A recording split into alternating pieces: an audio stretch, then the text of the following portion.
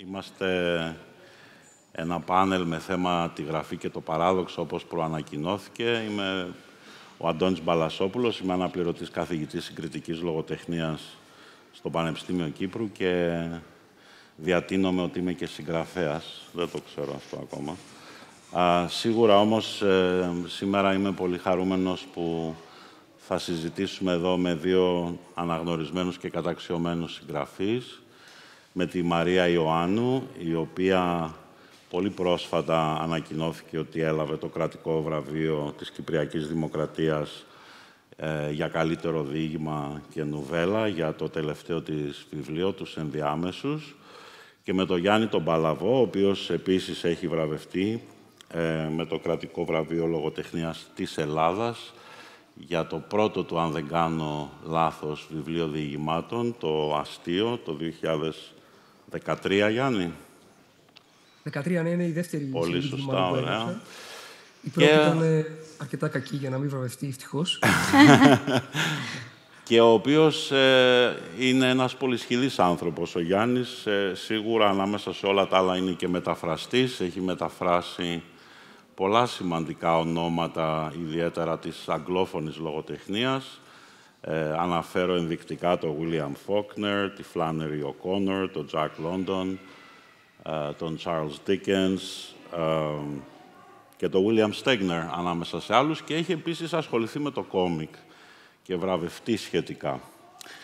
Λοιπόν, σήμερα, είμαστε εδώ για να κάνουμε μια κουβέντα με τους δύο τους για τη γραφή και το παράδοξο, προφανώς αφενός ως γενικότερα θέματα, γενικότερα ζητήματα, αλλά με έμφαση στο πώς αυτά τα ζητήματα αναπτύσσονται και την χάνουν διαπραγμάτευση στο δικό τους έργο.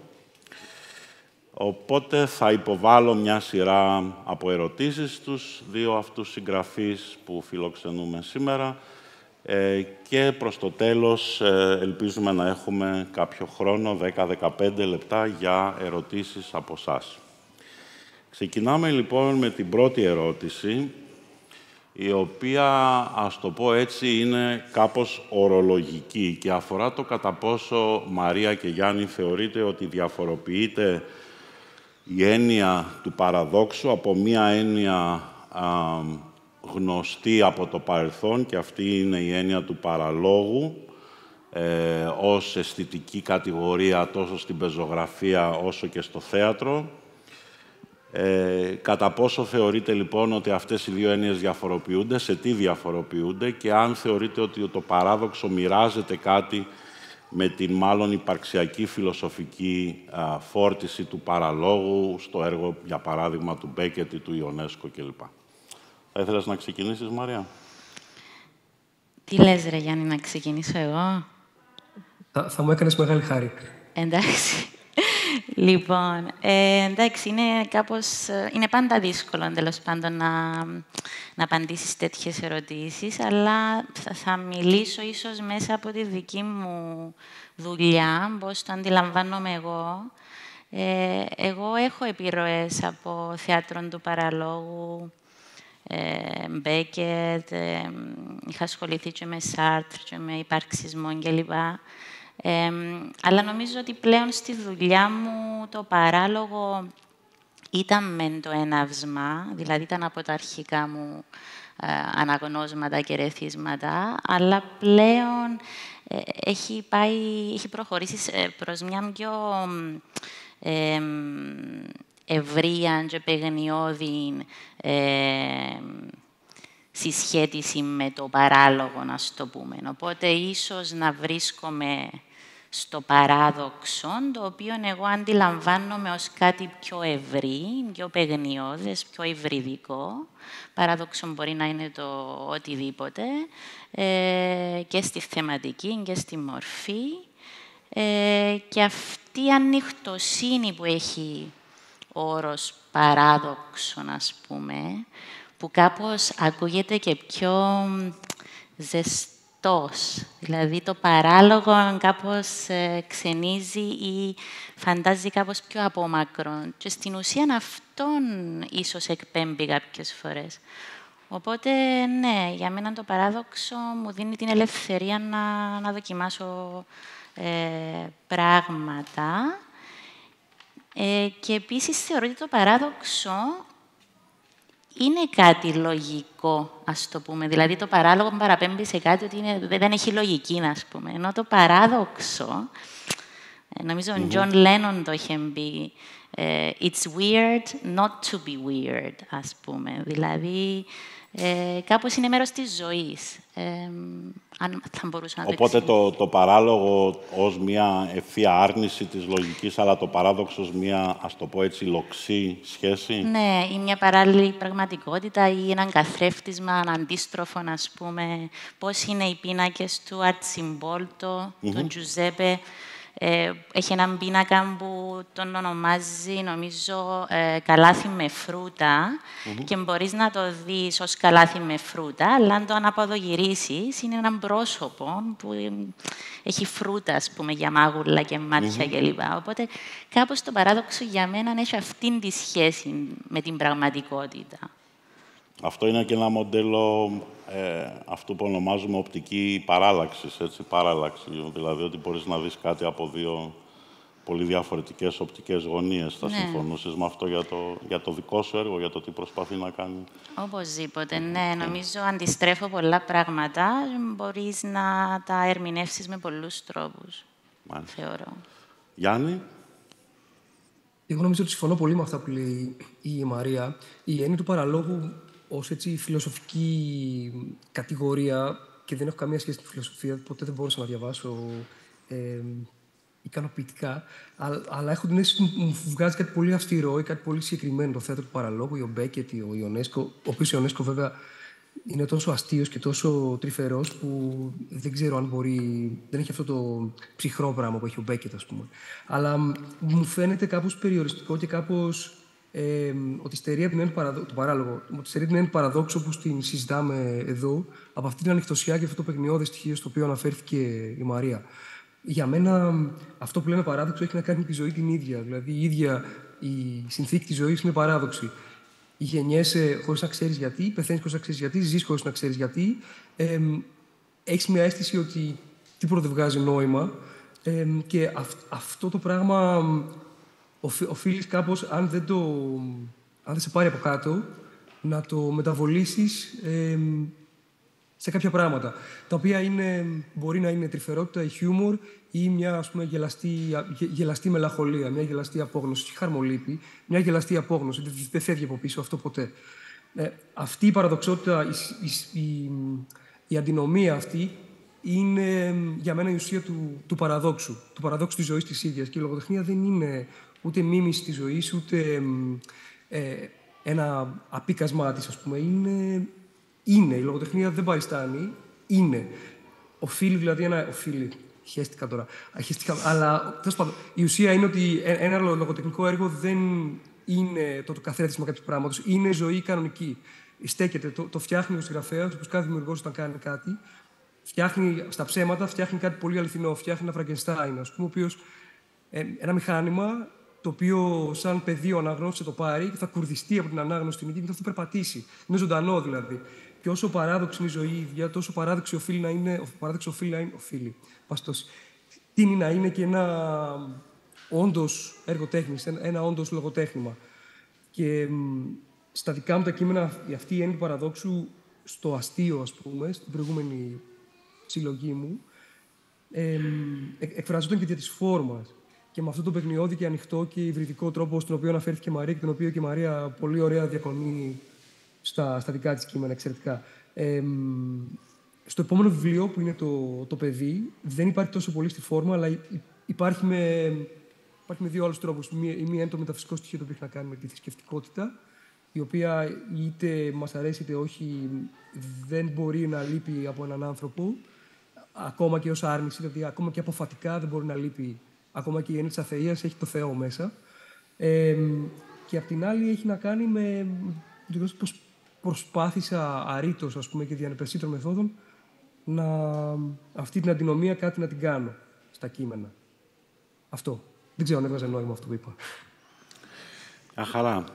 Γιάννη, αναφέρθηκες ανάμεσα σ' άλλα στο ότι Η αντίληψή σου για το παράδοξο είναι ότι δεν αποτελεί μίμηση η λογοτεχνία της ζωής, πράγμα που επεκτηνόμενο σημαίνει και ότι η συνθήκη για την οποία μιλάμε δεν είναι ο ρεαλισμός, γιατί ο ρεαλισμός αισθητικά ορίζεται με όρους μίμησης, αλλά αυτή η μίμηση ουσιαστικά αφορά μία ανάπλαση της ζωής με όρους που αναδεικνύουν τη συνοχή της και τη συνοχή του νοήματός της. Έτσι. Δηλαδή, ο ρεαλισμός δεν είναι απλά ένας καθρέφτης της ζωής, είναι μια ανάπλαση της ζωής με όρους συνοχής, συνεκτικότητας, αυτού που στα αγγλικά ονομάζουμε closure, έτσι, ενός συνεκτικού τελειώματος και ολοκλήρωσης κτλ.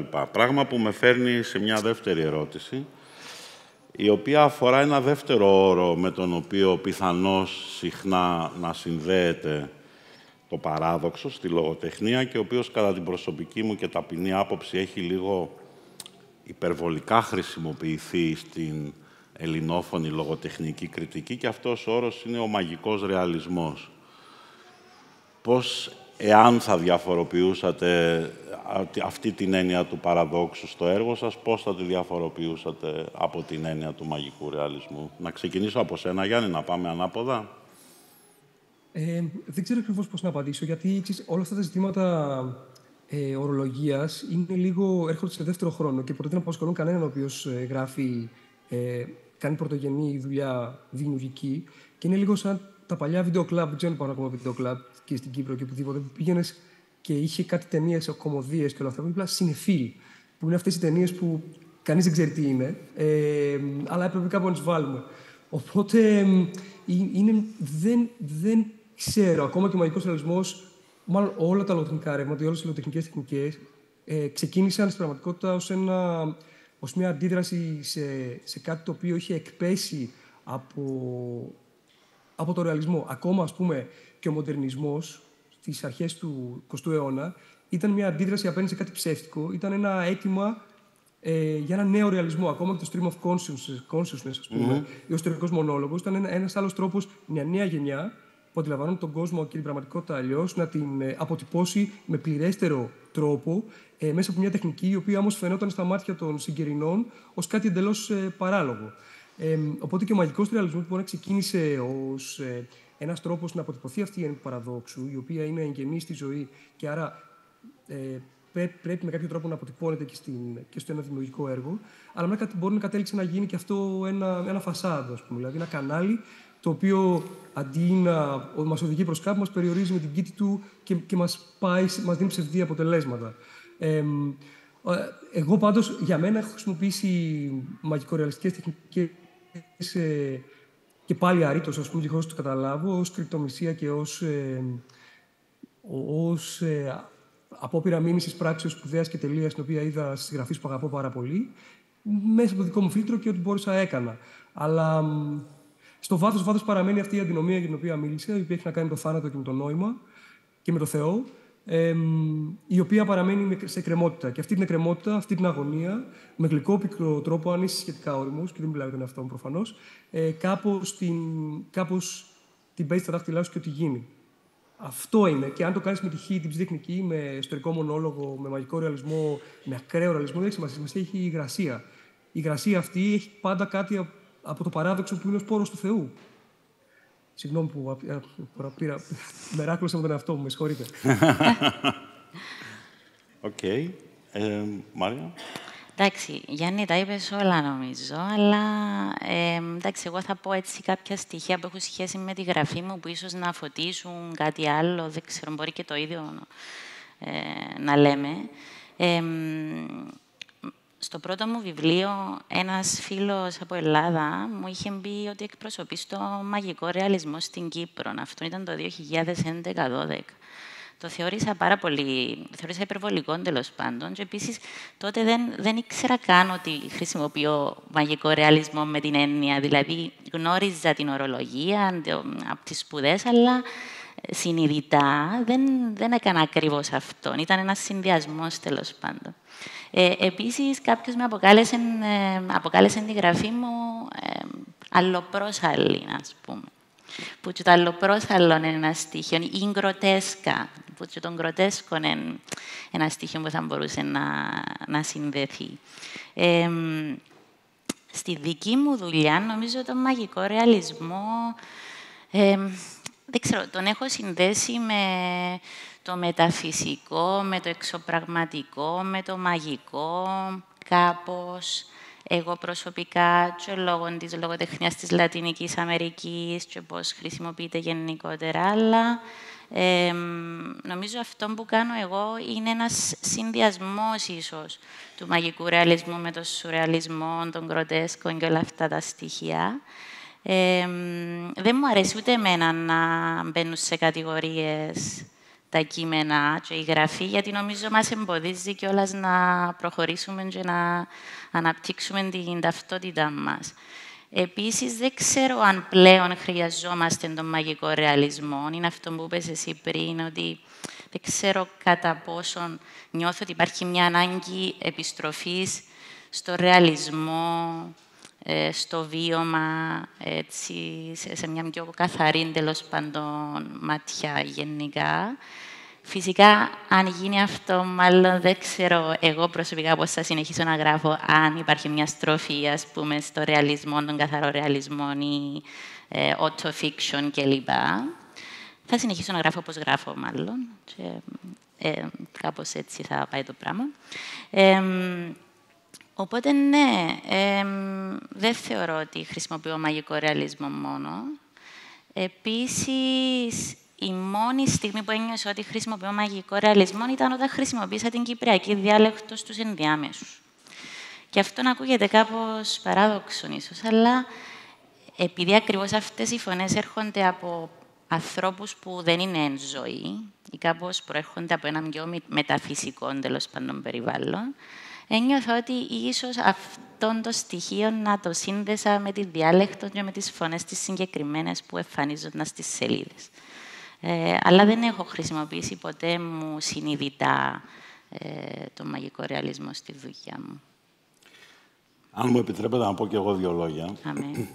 Γύρω από την ερώτηση, ως ακαδημαϊκός, πανεπιστημιακός και κάποιος που διατείνεται ότι είναι συγγραφέας, νομίζω πως καταλαβαίνω πολύ καλά το θέμα που θέτετε και οι δύο, ότι δηλαδή όταν γράφει κανείς, δεν γράφει με βάση, ας το πω έτσι, λίγο μειωτικά ετικέτες ή με βάση τάσεις ή μόδες, διότι τότε δεν γράφει. Έτσι. Αφήνει τον εαυτό του να τον ελέγξει η εσωτερική του διαίσθηση και η εσωτερική του αίσθηση κατεύθυνσης. Ωστόσο, νομίζω πως δεν πρέπει να πάμε υπερβολικά με την κατεύθυνση του αυθορμητισμού, που δηλώνει αυτού του είδους η τοποθέτηση, διότι από την άλλη πλευρά είναι ανδιαφυσβήτητο ότι σε κάθε λογοτεχνική αγορά, επιτρέψτε μου τον όρο, έτσι, είτε εθνική, είτε διεθνή, είτε παγκόσμια, τα λεγόμενα trends, οι τάσεις, παίζουν ένα ρόλο. Δηλαδή, όταν ένα μυθιστόρημα ή μια συλλογή διηγημάτων βραβεύεται ή αναγνωρίζεται ή πουλάει πολύ και διέπεται από μια συγκεκριμένη τάση, αυτό έχει ένα impact, έτσι, έχει κάποιες συνέπειες και πολλές φορές την χάνει μίμησης. Αυτό δεν συμβαίνει ούτε απλά στην Ελλάδα, ούτε απλά στην Κύπρο, είναι ένα παγκόσμιο φαινόμενο και ήταν πάντα έτσι. Οπότε, όταν κάποιος είναι συγγραφέας, εκ των υστέρων, όχι στη διαδικασία της συγγραφής, αλλά εκ των υστέρων στοχάζεται, αναλογίζεται την παλιότερη δουλειά του σε σχέση με το τι βλέπει να έχει κριτική αναγνώριση κτλ. Ή δημοφιλία, αν μπορεί κανείς να μιλήσει γι' αυτό, στην κυπριακή λογοτεχνική, την ελληνική λογοτεχνική αγορά, που δεν είναι ιδιαίτερα μεγάλες αγορές, για να το πω ευγενικά. Οπότε αυτό ήταν το σκεπτικό της ερώτησης, έτσι, όχι ότι είναι κάτι το οποίο το κάνουμε ή το σκεφτόμαστε όταν γράφουμε, αλλά ότι είναι κάτι το οποίο αναγκαζόμαστε να σκεφτούμε τουλάχιστον εκ των υστέρων και με βάση μια εξελισσόμενη συζήτηση. Τώρα, όπως προείπα, προσωπικά θεωρώ ότι ο όρος έχει τύχει μάλλον κατάχρησης στην ελληνική λογοτεχνική κριτική Και το λέω αυτό γιατί η προσωπική μου άποψη είναι ότι τον έχω δει, ας πούμε, να χρησιμοποιείται για να περιγράψει το έργο του Γκόγκολ, που εγώ δεν θα το περιέγραφα ως μαγικό ρεαλισμό, θα το περιέγραφα μάλλον ως γκροτέσκο, τη μύτη, ας πούμε, ή το έργο του Κάφκα, το οποίο επίσης δεν θα περιέγραφα ως μαγικό ρεαλισμό. Μέρος, λοιπόν, της ερώτησης μου έχει να κάνει με το γεγονός ότι έχει μια πολύ ευρεία κυκλοφορία η φράση στην ελληνόφωνη λογοτεχνική κριτική, η οποία με προβληματίζει και με προβληματίζει για τους εξής δύο βασικούς, ας το πω έτσι, λόγους κοινωνιολογίας της λογοτεχνίας. Έρχομαι από αυτή τη σκοπιά θέτοντας το ερώτημα. Και οι λόγοι αυτοί είναι πρώτον ότι ο μαγικός ρεαλισμός ιστορικά συνδέεται αφενός με τη λογοτεχνία της Λατινικής Αμερικής, το λατινοαμερικανικό boom, και δεύτερον και σε δεύτερο χρόνο με τη λογοτεχνία της Αφρικής. Και ως εκ τούτου και κατ' επέκταση και της Ινδικής Χερσονήσου, έτσι, Σάλμαν Ράστι κλπ. Και κατ' επέκταση έχει διασυνδέσεις με δύο πράγματα. Το ένα είναι οι μεταφυσικού χαρακτήρα δοξασίες ή μύθοι, οι οποίοι έχουν ή οι οποίες έχουν μία ισχυρή παρουσία σε αυτές τις κοινωνίες. Δηλαδή, η υπόθεση ότι, έστω ως υπόθεση, ότι αυτές οι κοινωνίες είναι κοινωνίες όπου δεν έχει επικρατήσει αυτό που ο Μαξ Βέμπερ θα ονόμαζε σιδερένιο κλουβί, έτσι, της εκλογήκευσης, το Iron Cage του Βέμπερ, ότι υπάρχει ακόμα ένα στοιχείο στον πολιτισμό, έτσι, το οποίο δεν υπάγεται στην καθαρή εκλογικευτική λογική που χαρακτηρίζει την νεωτερικότητα. Και δεύτερον και συνδεδεμένα με αυτό, το ότι μιλάμε για κοινωνίες με την παλιά και κάπως προσβλητική φράση που βιώνουν υπανάπτυξη.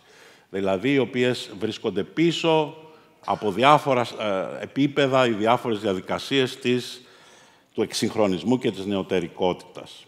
Και άρα... Πάντως, Αντώνη, αν με επιτρέψεις, όλα αυτά πολύ καλά περιγράφουν την ελληνική κοινωνία. Ακριβώς εκεί θέλω να καταλήξω, Γιάννη. Θέλω να καταλήξω στο αν τελικά αυτή η ορατότητα, αν θέλεις, ή ο πληθωρισμός της χρήσης της έννοιας του μαγικού ρεαλισμού, τουλάχιστον στην ελληνόφωνη κριτική τα τελευταία χρόνια, έχει να κάνει κάτι με μία αυτοσυνείδηση ότι τελικά η Ελλάδα, ας πούμε, για παράδειγμα, δεν είναι ακριβώς Δύση ή δεν είναι ακριβώς στην αιχμή της νεωτερικότητας, κάτι που νομίζω ότι πριν από 20 χρόνια, το 2004, για να δώσω μια ενδεικτική ημερομηνία, υπήρχε μια διάχυτη αίσθηση ότι είναι. Αλλά ότι αρχίζει και βιώνει ένα είδος, πώς να το πω, στα αγγλικά θα λέγαμε third worldization, έτσι, ένα είδος ανάδυσης του τριτοκοσμικού εντός της, ας πούμε. Αυτή είναι η πηγή του προβληματισμού μου, και η άλλη όψη αυτού του προβληματισμού είναι ότι θεωρώ ότι ένα λογοτεχνικό ρεύμα πρέπει να εκφράζει κάτι από την κοινωνική ύπαρξη του συγγραφέα. Δεν μπορεί να είναι απλά μια επιλογή επειδή, ξέρεις, θεωρούμε ότι τρεντάρι που λέμε πουλάει ή είναι αναγνωρίσιμο, αλλά πρέπει κάτι να εκφράζει στην κοινωνική μας ύπαρξη, έτσι, ως ανθρώπων και ως συγγραφέων. Επομένως, αναρωτιέμαι αν ο μαγικός ρεαλισμός όντως έχει ένα κίνητρο, η ορατότητά του, σε μια αλλαγή συνθήκων στην Ελλάδα ή και αλλαγή συνείδησης για τις συνθήκες στην Ελλάδα, ή παραμένει κάπως, έτσι, δέσμια της μόδας. Αυτά απλά για να εξηγήσω, Αντώνη, την ερώτηση. Στη δουλειά σου τη συγγραφική, γιατί δεν παραδέχεσαι ότι είσαι συγγραφέας, αλλά είσαι συγγραφέα. Ναι. Πού βρίσκεται το παράδοξο για σένα, έτσι, να το γυρίσουμε λίγο. Κοίταξε, για να αναφερθώ στη δημοσιευμένη πεζογραφική μου δουλειά, για να κρατήσουμε όμοια με όμοια, δηλαδή στον Κύβο, νομίζω και στη δική μου περίπτωση αφορά κυρίως το μεταφυσικό στοιχείο. Δηλαδή βρίσκω ότι έχω κοινά με το Γιάννη και συμφωνώ και με το Γιάννη ότι το μεταφυσικό στοιχείο είναι παρόν ακόμα και στην αποφατική του μορφή, δηλαδή στην αμφισβήτηση της ύπαρξης του Θείου, ας πούμε, γιατί πολύ απλά είναι ένας τρόπος με τον οποίο αντιλαμβανόμαστε και πλαισιώνουμε την πραγματικότητα. Αυτό το οποίο όμως συνειδητά προσπάθησα να κάνω στον Κύβο και το αναφέρω στο Οπισθόφυλλο, είναι ότι δεν ήθελα την ευκολία της άρσης των νόμων της πραγματικότητας. Για μένα, δηλαδή, αυτό το ζήτημα του μαγικού ρεαλισμού με απασχόλησε, γιατί βρίσκω υπερβολικά, κατά κάποιο τρόπο, εύκολο το να προχωρήσει σε μια πλήρη άρση των νόμων της φύσης, τουλάχιστον για το δικό μου πολιτισμικό πλαίσιο, αλλά πολύ πιο ενδιαφέρον να μιλήσεις για την αμφισημία αυτών των νόμων ή για το απρόβλεπτο, έτσι, ή αυτό το οποίο διαφεύγει, ας πούμε, των καθαρών λογικών πλαισίων.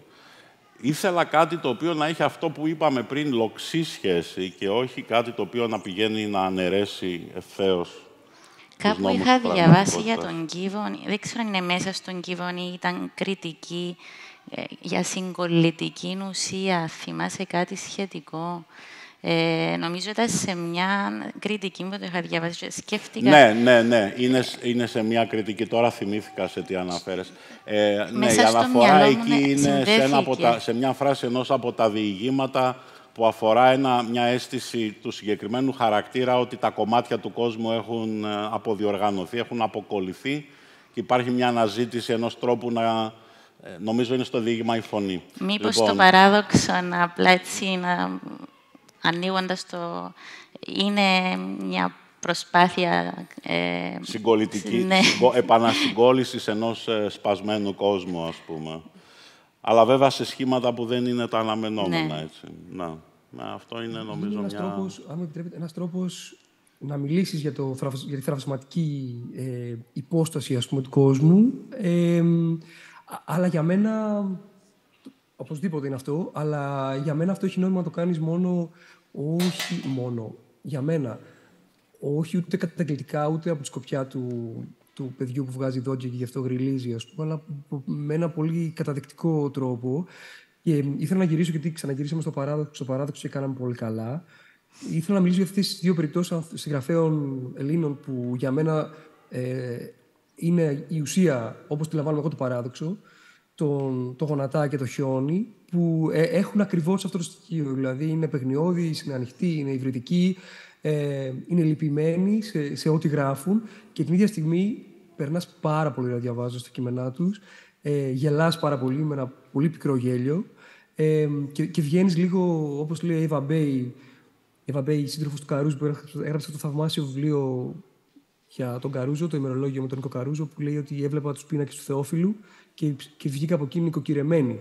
Έχεις αυτή την αίσθηση του νοικοκυρέματος, παρότι μιλάμε για συγγραφείς και για κείμενα τα οποία μιλούν ακριβώς για αυτή την έλλειψη τάξης. Αλλά πώς τα καταφέρουν οι άτιμοι, δεν ξέρω. Αυτή είναι η μαγκανία της λογοτεχνίας. Συμφωνώ απολύτως και για τον Χιόνι και για τον Γονατά και νομίζω ότι τουλάχιστον σε ό,τι αφορά εμένα, κυρίως ο Γονατάς είναι πολύ σημαντική επιρροή, δεν ξέρω για σένα, Μαρία. Ναι, νομίζω και για μένα είναι.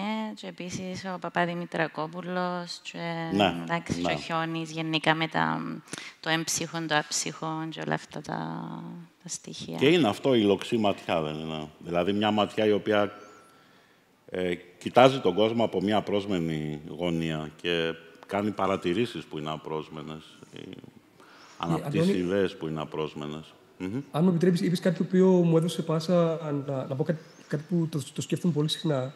Γιατί πάντα, όπως όλοι οι τρόποι θέασης και γραφής μπορεί να γίνει μανιέρα, όπως λέγαμε πριν, και ό,τι είναι το μαγικό ρεαλισμό που λέγαμε. Είναι κάτι που είχε πει ο Πάνος ο Τσίρος, που είναι ένας συγγραφέας που εκτιμώ πάρα πολύ, ένας δειγματογράφος εξαιρετικός, που το πρώτο βιβλίο, το «Φέρτε με το κεφάλι της Μαρίας Κένσορα», ήταν διηγήματα που γυρνίαζαν με όλα αυτά που κουβεντιάζουμε τώρα, το παράδοξο, το μαγικό ρεαλισμό, το παράλογο, όλες αυτές τις συγγενείς έννοιες. Και η δεύτερη συλλογή διηγημάτων του, το «Δεν είναι έτσι», είναι τελείως κόντρα. Υπάρχει πάρα πολύ λίγο στοιχείο. Του είχα πάρει μια συνέντευξη τότε, γιατί τον αγαπώ πάρα πολύ, τον αγαπούσα και τον αγαπώ πάρα πολύ. Και τον ρώτησα γιατί αυτή η αλλαγή από το ένα βιβλίο στο άλλο. Και μου είπε το εξής, ότι στην Κένσορα οι ήρωες ήταν φυλακισμένοι σε ένα κελί, όλο το διηγημάτων, ας πούμε, πόσο ήταν, 8-9, και με κυμολία ζωγράφιζαν στον τοίχο του κελιού μια πόρτα με ένα πόμολο. Και μετά πιάναν το πόμολο και άνοιγε η πόρτα, ξαφνικά. Η πόρτα αυτή, η κατασκευασμένη, φτιαγμένη από κυμολία στον τοίχο. Και είπε ότι μου φάνηκε εύκολο αυτό και ήθελα στο δεύτερο βιβλίο να του στερήσω αυτή την πόρτα. Να δω τι θα γίνει. Και να δω κι εγώ πώς θα τους βγάλω από εκεί. Το οποίο με πάει σε κάτι που είχε πει ο Σταύρος Τσιόλης για το Φόσκολο, ότι ο Νίκος Φόσκολος, ότι είναι ο μόνος που μπορεί να βάλει έναν ήρωα, αφιερετήν τον Νίκο Κούρκουλο, σε ένα κελί κλεισμένο, και ξαφνικά ο Νίκος Κούρκουλος θα βρεθεί με ένα ελικόπτερο να έχει αποδράσει από αυτό το κελί. Κανείς δεν ξέρει, αλλά αυτό ήταν ο Νίκος Φόσκολος. Λοιπόν, το οποίο είναι το αντίστοιχο αυτό που λέει ο Πάνος, και αυτό που έλεγε εσύ, ότι τελικά μπορεί να γίνει μανιέρα και είναι κάπως εύκολο και πρέπει κανείς πάντα να κρατάει τα μπόσικα, όντας σε μια εγρήγορση με τον εαυτό του και ό,τι κάνει. Ναι.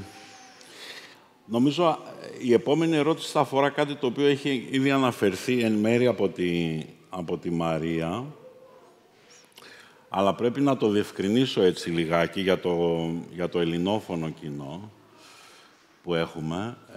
Αφορά τις έννοιες της αγωνίας και του χιούμορ. Για το χιούμορ προφανώς, σε σχέση με το παράδοξο πάντα στη λογοτεχνία, για το χιούμορ προφανώς δεν χρειάζεται κάποια επεξήγηση. Νομίζω αυτό που έχει ήδη αναφερθεί και από τους δυο σας είναι αυτό το παιγνιώδες στοιχείο, οπότε θα ήθελα να μιλήσουμε λίγο περισσότερο για τη διάσταση του παιγνίου και του χιούμορ. Το ένα από τα δύο σου πεζογραφικά βιβλία, έτσι κι αλλιώς, Γιάννη, λέγεται «Το αστείο». Ναι, αλλά είναι κόντρα, δεν είναι καθόλου αστείο. Ναι, το ξέρω. Να πω όμως λίγα πράγματα διευκρινιστικά για την έννοια της αγωνίας. Αγωνία όχι με την έννοια του suspense, αλλά με την έννοια αυτού που στα αγγλικά θα λέγαμε anxiety και αυτού που στα γερμανικά θα λέγαμε angst. Με άλλα λόγια, μίας αίσθησης, καθώς διαβάζεις ένα κείμενο, η οποία είναι αδιόρατη, η οποία σου δημιουργεί, σε καθυποβάλλει σε μία ένταση, χωρίς να αντιλαμβάνεσαι ή να μπορείς να τοποθετήσεις το γιατί, χωρίς να μπορείς να βρεις την πηγή, γιατί αυτό χαρακτηρίζει την αγωνία ως συνθήκη. Δεν υπάρχει συγκεκριμένη αιτία, έτσι. Όταν μιλάμε για αγωνία με τη φιλοσοφική έννοια και με την ψυχαναλυτική έννοια, δεν υπάρχει συγκεκριμένη πηγή. Υπάρχει μάλλον μια διάχυτη ατμόσφαιρα, η οποία σου δημιουργεί μια ένταση, σου δημιουργεί μια αίσθηση του άβολου ή του ξεβολεμένου ή του ασταθούς ως αναγνώστη. Παραπέμπω έτσι για χάρη συντομία στον Κάφκα, έτσι, όπου είναι πάρα πολύ έντονο αυτό, χωρίς να μπορείς να εντοπίσεις τι ακριβώς είναι αυτό το οποίο δημιουργεί αυτή την αίσθηση του anxiety. Οπότε ήθελα να σας ρωτήσω για το έργο σας, κατά πόσο θεωρείτε ότι αυτές οι δύο έννοιες, οι οποίες περιέχουν και μία έτσι ένταση μεταξύ τους, με την έννοια ότι το χιούμορ είναι κάτι ευχάριστο και εκτονωτικό πιθανώς, ενώ η αγωνία είναι το αντίθετο, καλλιεργεί ένταση και μια αίσθηση έτσι πιθανώς κλειστοφοβική κτλ. Πώς βλέπετε αυτή τη σχέση στη δική σας δουλειά? Δηλαδή, θεωρείτε ότι είναι τα κείμενά σας, είναι η πεζογραφία σας προσανατολισμένη και στα δύο, πριμοδοτεί το ένα, κανένα από τα δύο? Θες να ξεκινήσεις, Μαρία? Εντάξει, δύσκολες ερωτήσεις σου γενικά για έτσι ώρα και μετά που ξενύχτη είναι 2 ημερών, αλλά εντάξει, δεν σκέφτηκα έτσι αρκετές φορές, τέλος πάντων, αυτές τις πτυχές στη γραφή μου. Νομίζω αυτή η υπαρξιακή αγωνία, το να μην ξέρεις ακριβώς τι συμβαίνει, γιατί νιώθεις ξεβολεμένος, τούτον το πετάρισμα που νιώθουμε γενικά και στη ζωή, εγώ το νιώθω και πριν γράψω.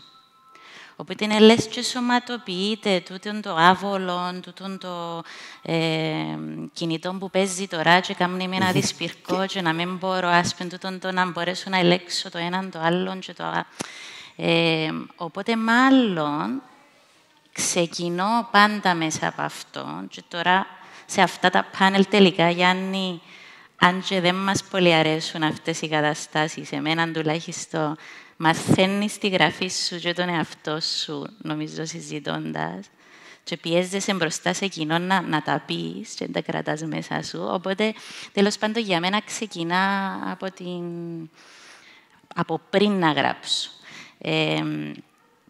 Στην ίδια αντιγραφή, στις ίδιες τις ιστορίες, νομίζω αυτό που είπες είναι το ξεβόλεμα, δηλαδή να ξεβολέψω τον αναγνώστη, να τον ενεργοποιήσω μέσα από κάποια εικόνα ή κάτι που θα την κάνει να ξυπνήσει λίγο.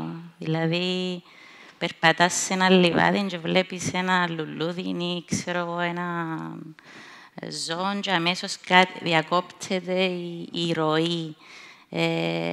Οπότε, ναι, ίσως μέσα από αυτόν το στοιχείο να χρησιμοποιώ την αγωνία και το απρόσμενο κλπ.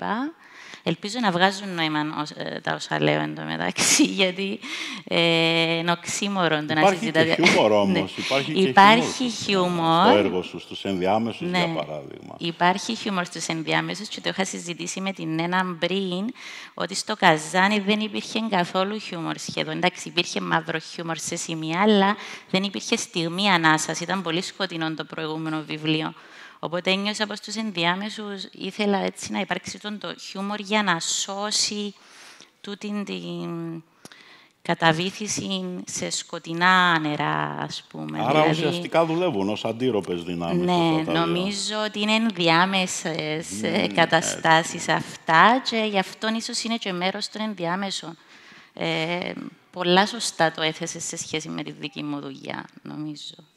Γιάννη, πέτυχα κάτι για τη δική σου δουλειά. Θεωρείς ότι έχει κάποια σχετικότητα αυτό το δίπολο, ας το πω έτσι, για σένα? Θέλω να πιαστώ από από τον τίτλο του βιβλίου της Μαρίας, το οποίο μου άρεσε πάρα πολύ έτσι κι αλλιώς, και πάρα πολύ ωραίο βιβλίο, αυτό η ενδιάμεση, γιατί από αυτή την κατάσταση του μετεωρισμού, του να είσαι δηλαδή διαρκώς ενδιάμεσος, γιατί στη ζωή έτσι είμαστε όλοι, είμαστε κάπως με το ένα πόδι εδώ και με το ένα πόδι εκεί. Από αυτή δηλαδή, την αίσθηση της εκκρεμότητας παράγεται αυτή η αγωνία. Και η αγωνία εκτονώνεται με χιούμορ. Το χιούμορ δεν είναι καθόλου αθώο. Το χιούμορ είναι βία που εκτονώνεται,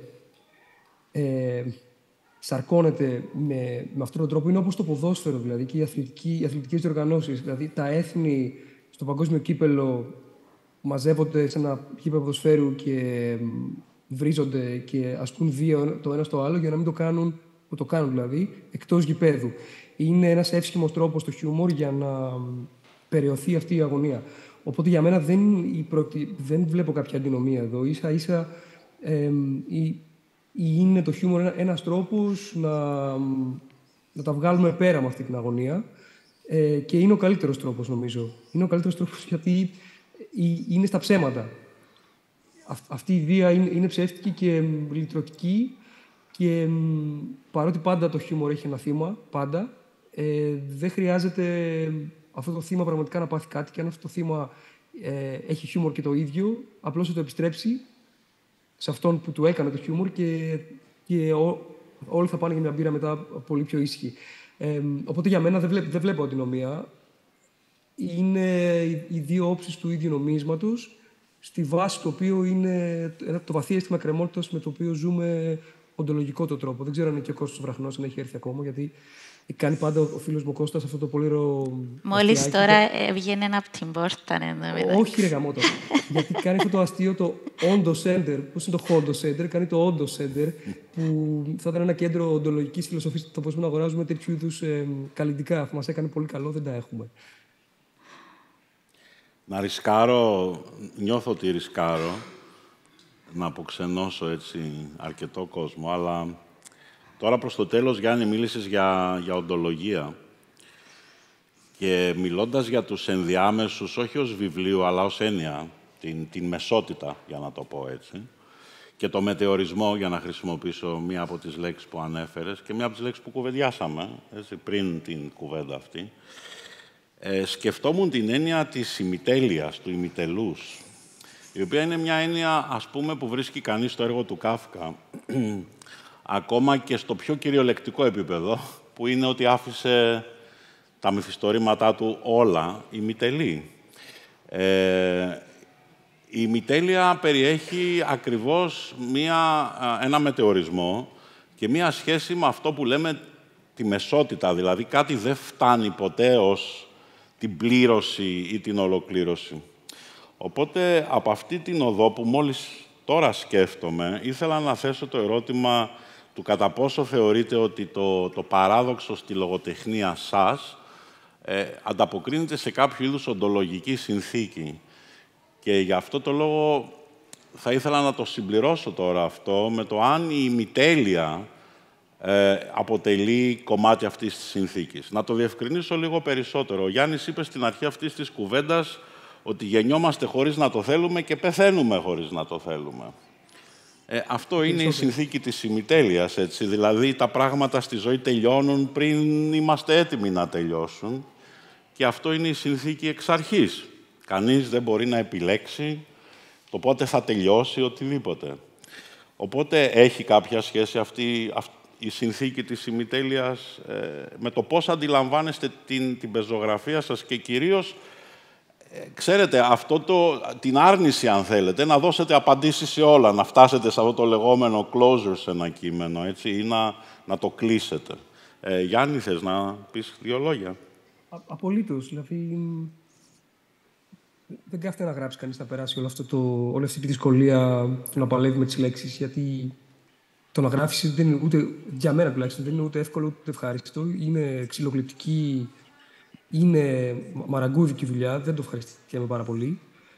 Οπότε δεν κάθεσαι να περάσει όλο αυτό το πράγμα και μετά να το κάνεις αυτό το πράγμα, το οποίο είναι μια κατάθεση άλλης τάξεως και να ακούς διάφορα. Οπότε για να το περάσει αυτό το πράγμα που έτσι κι αλλιώς για να ενεργοποιηθεί αυτή η διαδικασία προϋποτίθεται κατά πάσα πιθανότητα ένα ερέθισμα το οποίο δεν είναι ευχάριστο. Για να το κάνεις αυτό, θα πρέπει να δικαιολογείται κάτι πολύ κρίσιμο.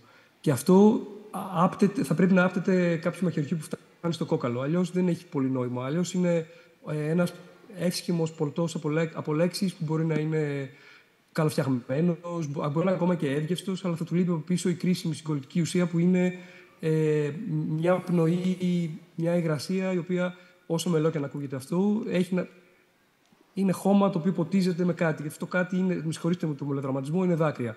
Οπότε, εκ των πραγμάτων, η έννοια της εκκρεμότητας μπορεί να δει κανείς σε ένα κείμενο, εν προκειμένου δικό μου, στο βαθμό που αυτό το πράγμα περαιώνεται στον αναγνώστη, έχει να κάνει με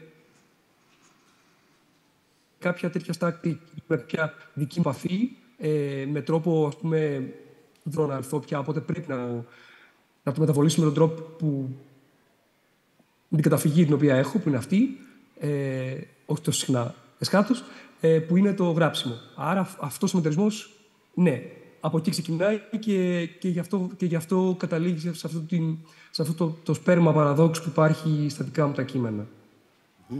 Μαρία.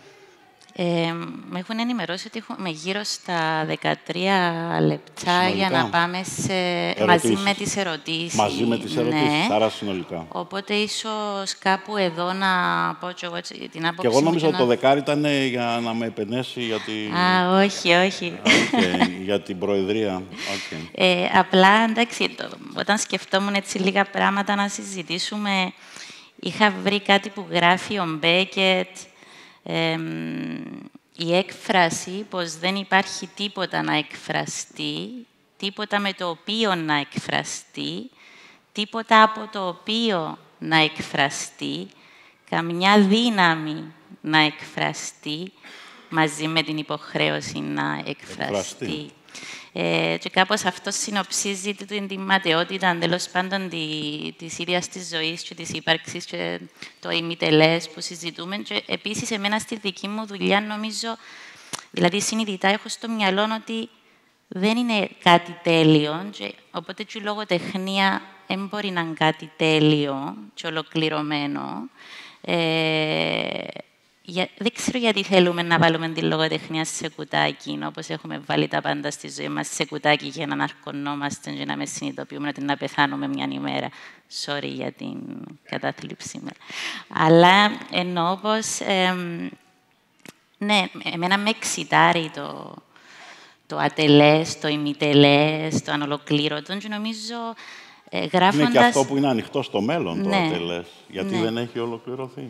Ναι. Είναι η ουσία για μένα της γραφής. Με ενδιαφέρουν οι αφηγήσεις που ολοκληρώνονται ή που είναι τακτοποιημένες ή που λένε το ίδιο πράγμα κάθε φορά. Αν αυτόν ήθελες να συζητήσουμε. Λοιπόν, είμαστε 15 λεπτά ακριβώς πριν τις 5. Οπότε να σταματήσουμε εδώ την κουβέντα μας και να ανοίξουμε την κουβέντα στο ακροατήριο. Αν υπάρχει κάποια ερώτηση, κάτι... Ναι, Γιάννη. Γεια σας, ευχαριστώ για την πολύ ενδιαφέρουσα συζήτηση. Γιάννη, όποτε λέει Γιάννη ο Αντώνης και επειδή κοίταζε εδώ σε μένα, νόμιζα εγώ έπρεπε να απαντήσω και αγχωνόμουν πάρα πολύ. Με τον Αντώνη να πω είμαστε συνάδελφοι, οπότε θα δανειστώ και εγώ ότι διατείνομαι, ότι είμαι ακαδημαϊκός. Θα το λέω από τώρα και θα σε αναφέρω. Δηλώνω, ναι. Όσον αφορά το παράδοξο, εννοιολογικά νομίζω έχουμε το ορθόδοξο, εντάξει, το ετερόδοξο, δηλαδή το ορθόδοξο, το ετερόδοξο, το ορθόδοξο μπορεί να είναι το καθιερωμένο, που γι' αυτό είναι πολύ ωραία έννοια το καθιερωμένο για έτσι, κοσμικές κοινωνίες. Άρα το ορθόδοξο είναι το καθιερωμένο, το ετερόδοξο είναι αυτό που πάει ενάντια, αλλά και τα δύο διατηρούν τη δόξα, δηλαδή την κοινή βάση λογικής. Νομίζω ότι το παράδοξο είναι αυτό που καταργεί τις αναλυτικές κατηγορίες. Για παράδειγμα, το ενδιάμεσο είναι κλασική έννοια του παράδοξου. Θυμάμαι στο Ράστι, στο Midnight's Children. Όχι, στο Satanic Verses. Ναι, που δεν ξεκινάει με κάποιον μεθυσμένο που λέει accentuate the positive. Το θυμάστε κανένας σας? Νομίζω, ναι. Μετά κάτι λέει the negative, don't mess with Mr. in between. Εντάξει, και νομίζω ότι το παράδοξο ήταν ακριβώς αυτό που καταργεί τις δεδομένες μας αναλυτικές κατηγορίες και αυτό ακριβώς μας βοηθά στο να προχωρήσουμε και να μπορέσουμε να σκεφτούμε... Είναι πολύ ενδιαφέρον, αλλά σκεφτόμουν κάτι πάρα πολύ παρόμοιο στον δρόμο προς τη Λεμεσό. Σκεφτόμουν ότι στην ερώτηση την οποία έχει θέσει ο Στάθης Γουργουρής ως τίτλο ενός βιβλίου του «Πώς σκέφτεται η λογοτεχνία», μία πολύ βασική απάντηση, δεν λέω η μόνη, είναι ότι η λογοτεχνία σκέφτεται με βάση ιδέες οι οποίες αντιβαίνουν η μία την άλλη ή βρίσκονται σε ένταση μία με την άλλη και ότι αυτό είναι μία ανακάλυψη, μία ενόραση που δεν είναι και καινούρια στη λογοτεχνική κριτική. Ξεκινά από τους νέους κριτικούς και τον τρόπο που διάβαζαν την ποίηση, όπου αυτό που έβρισκαν στα μεγάλα, τα σπουδαία, κατά την άποψή τους ποίηματα, ήταν πάντα η αμφισημία και η ένταση ανάμεσα σε ιδέες, δηλαδή το ενδιάμεσο. Ναι. Ότι η λογοτεχνία είναι βασικά εξορισμού και από εκβάθρων μία διάψευση του αριστοτελικού νόμου της μη αντίφασης. Αυτό σκεφτόμουν καθώς ερχόμασταν προς Λεμεσό. Έτσι. Είναι ένας τρόπος να λες κάτι και το αντίθετό του την ίδια στιγμή. Ναι, ακριβώς. Και απλώς για να κλείσω, για να δώσω ένα παράδειγμα, έχει γράψει αρκετά ο Ράστι γι' αυτό, για τον μετανάστη συγγραφέα. Γιατί ο μετανάστης συγγραφέας, κατά την άποψή του, νομίζω υπερβάλλει λίγο, έχει μια ιδιαίτερη οπτική, γιατί δεν ανήκει ούτε εδώ ούτε εκεί, αλλά είναι και εδώ και εκεί. Οπότε αυτό του δίνει μια ενδιαφέρουσα οπτική και αυτό νομίζω είναι μια κλασική συνθήκη του παράδοξου. Ευχαριστώ. Ευχαριστούμε πολύ. Υπάρχει και εσωτερική μετανάστευση, βέβαια, έτσι. Δηλαδή μια μετανάστευση ψυχική και νοητική. Παιδιά, είμαστε όλοι μετανάστες και αυτό με οντολογικούς όρους έχει πολύ, πολύ ενδιαφέρον. Πόσο κρίμα που δεν είσαι μαζί μας.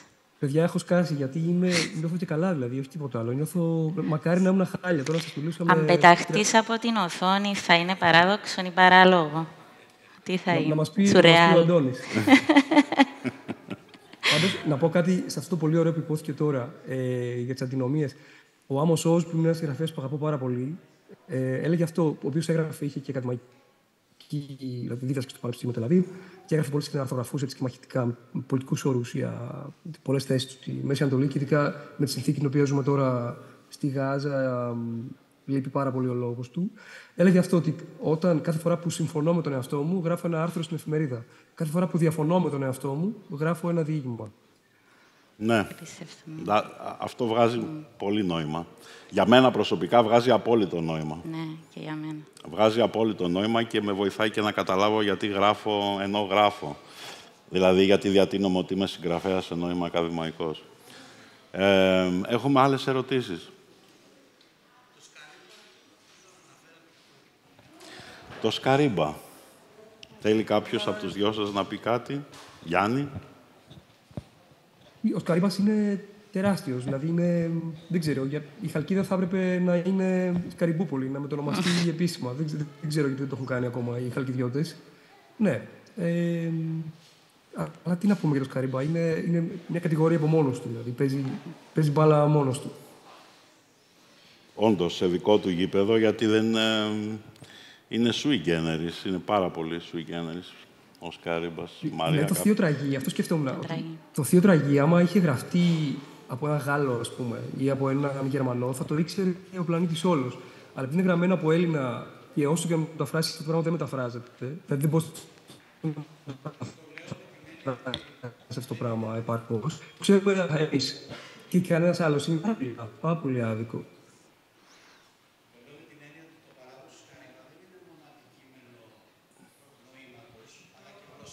Ναι. Αυτό ήταν μια ερώτηση που αφήσαμε έξω για τη σχέση του να το πω στο με μικρόφωνο.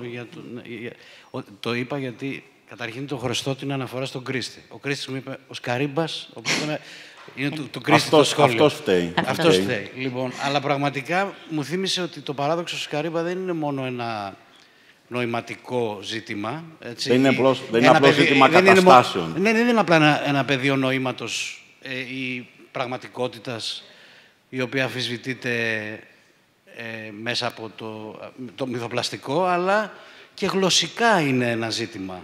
Και θεωρώ ότι ίσως είναι το κατεξοχήν παράδειγμα του παράδοξου, του ελληνικού μαγικού ρεαλισμού, τέλος πάντων, για να κάνουμε και λίγο χιούμορ. Το παράδοξο είναι ότι αυτή ακριβώς ήταν η επόμενη ερώτηση που δεν κάναμε, για τη σχέση του παραδόξου με τη γλώσσα. Είναι η μόνη ερώτηση που δεν... Αλλά πιστεύω ότι είναι ίσως...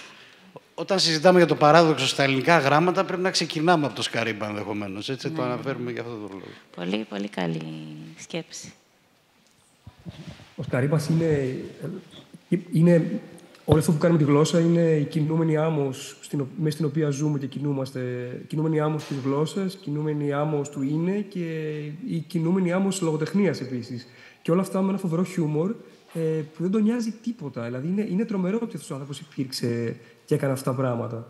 Και θα επανέλθω στο θείο τραγί, γιατί έχουν περάσει, πόσα χρόνια έχουν περάσει, 80 από τότε που έχει και 90 από τότε που κυκλοφόρησε. Και πραγματικά είναι τρομερό ότι ακόμα παραμένει τόσο δραστικό.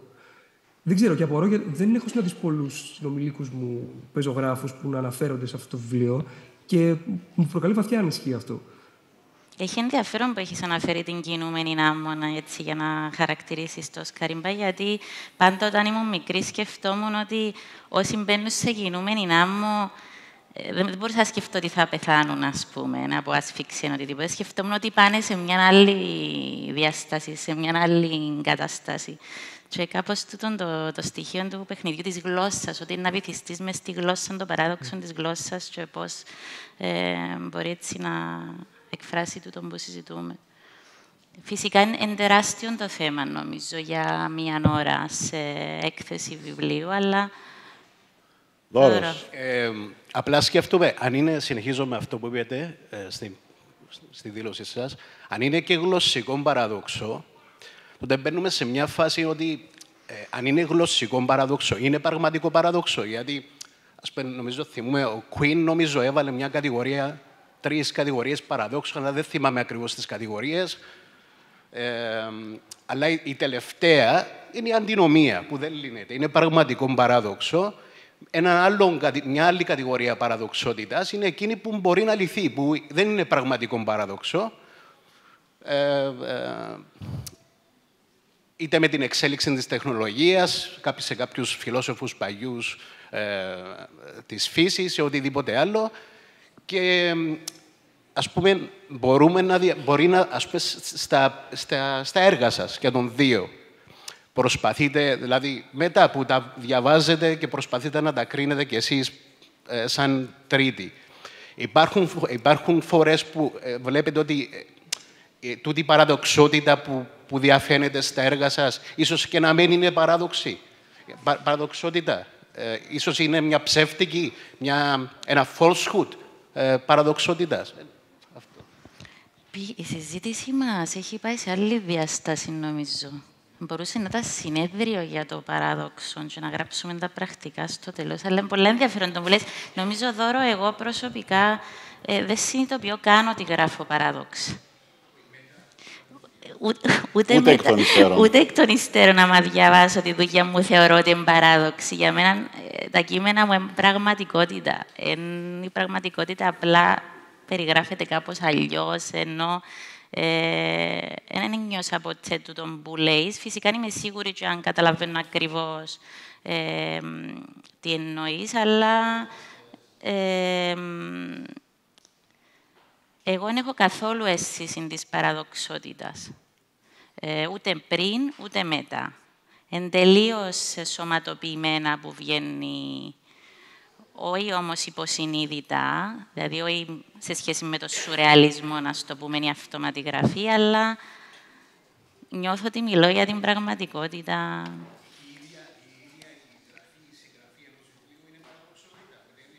Είχαμε τη συζήτηση πριν, ναι.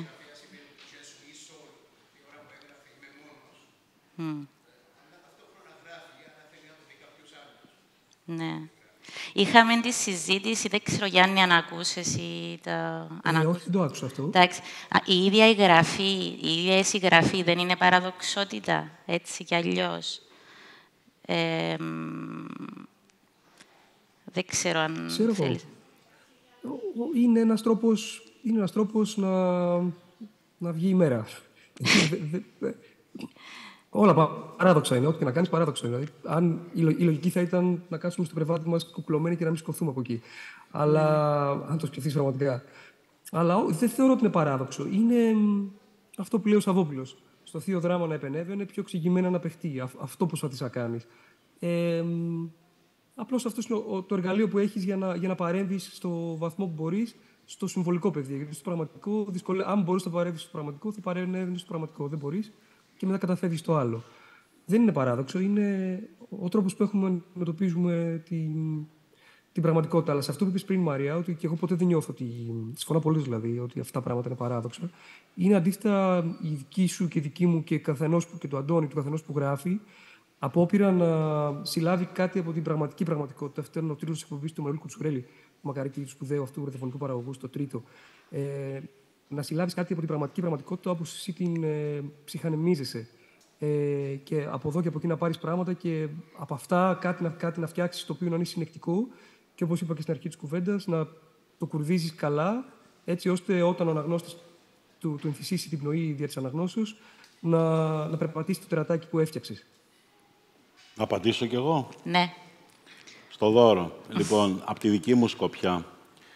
Εγώ θα πω ότι για μένα η γραφή είναι παράδοξη, από τη φύση της. Και θα πω ότι αυτή η παραδοξότητα οφείλεται στο ότι αποτελεί ένα είδος διαρκούς και αέναου σχολείου πάνω στη βασική διαφωνία Παρμενίδη-Ηράκλειτου. Παρμενίδης στο «ον» είναι άχρονο και ακίνητο, Ηράκλειτος τα πάντα ρί. Η γραφή είναι μια διαρκής, κατά την άποψή μου, κατάθεση ότι τα πάντα κινούνται και τα πάντα είναι ακίνητα, διότι από τη μία πλευρά η γλώσσα βρίσκεται σε αέναη κίνηση και από αυτή την άποψη αντανακλά την ίδια τη ζωή. Από την άλλη, κάθε γραπτό περιέχει μία τελεία, μία τελευταία τελεία και είναι με τα λόγια του Μπένιαμιν το νεκρικό προσωπείο της σύλληψής του.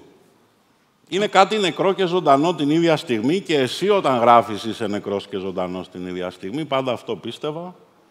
Νεκρός με την έννοια του ακίνητου και ζωντανός με την έννοια του ημιτελούς, του κινούμενου, αυτού που έρχεται και αυτού που ποτέ δεν θα ολοκληρωθεί πουθενά. Κάθε βιβλίο περιέχει ένα βιβλίο που δεν έχει γραφτεί, παράλληλο με αυτό, και ένα επόμενο. Οπότε εγώ θα συμφωνήσω ότι η γραφή είναι παράδοξη από τη φύση της, διότι περιέχει δύο εντελώς αντιθετικές διαστάσεις. Δεν ξέρω αν θα το χαρακτήριζα αντινομία, αλλά ναι, νομίζω πως έτσι είναι και νομίζω πως κάθε έκθεση στη γραφή είναι έκθεση σε αυτές τις αντίρροπες δυνάμεις και γι' αυτό και η γραφή σε αφήνει πάντα ανικανοποίητο και πάντα ολοκληρωμένο ταυτόχρονα. Δεν ξέρω αν έχουμε άλλο χρόνο. Νομίζω είμαστε έτοιμοι να σας αποχαιρετήσουμε. Σας ευχαριστούμε πάρα πολύ που ήσασταν μαζί μας. Αντώνη, σε ευχαριστώ πάρα πολύ για αυτήν την ιδέα να μας φέρεις μαζί με τον Γιάννη και να μιλήσουμε και μαζί σου για το παράδοξο. Νομίζω, συζητώντας το, κάπως προσπαθήσαμε να το καταλάβουμε όλοι. Ναι, και, φυσικά. Ναι. Βούτσα τώρα, βούτσα. Μακάρι να μπορούσα. Αλλά, παιδιά, ήταν πολύ ωραία. Σχεδόν ξέχασα τον COVID κάνοντας αυτή την κουβέντα. Είδες. Λυπάμαι αφάνταστα που δεν είμαι εκεί, γιατί είναι όλοι φίλοι και στεναχωριέμαι πάρα πολύ. Αλλά ελπίζω σύντομα να τα Την κάνω. επόμενη φορά. Την επόμενη φορά. Ανανεώνουμε το ραντεβού εκ του σύνεγγυς. Ευχαριστούμε, Γιάννη. Να είσαι καλά. Και ευχαριστούμε όλους εσάς. Καλά απόγευμα. Σας ευχαριστούμε πολύ. Να είστε καλά.